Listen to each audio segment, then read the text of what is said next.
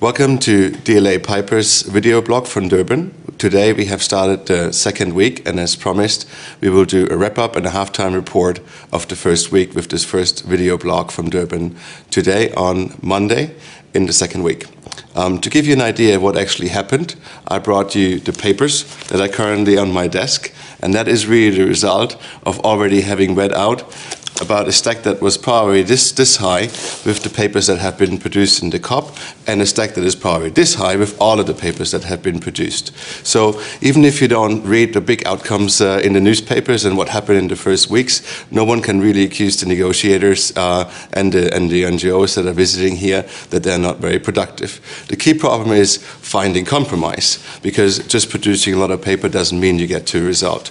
And another example is this 130-page document, which is the summary of all the positions on key issues under the Convention of the United Nations Framework Convention on Climate Change. And this should, if we would want to have a concise result, be actually reduced to about 20-25 pages.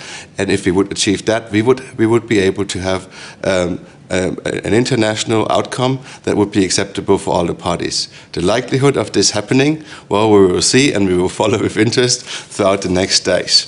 I have prepared a few summaries of some of the key issues that you might be interested in and that happened in the first week.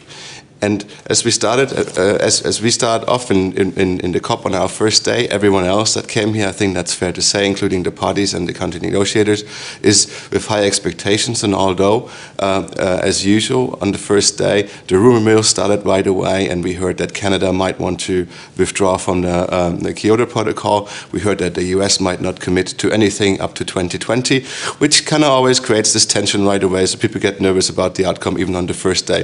And that kind of like usually weakens down during the first week, and people start actually rolling up their sleeves and getting work done, as you can see by all the prepare that has been prepared.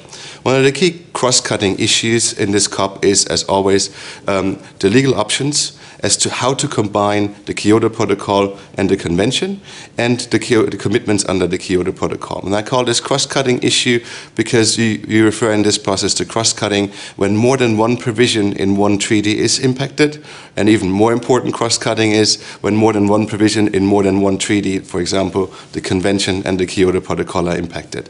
And that is usually where people get rallied up, where a compromise has to be sought in order to have the big picture compromise and then resolve smaller issues on the bottom of the priority chain.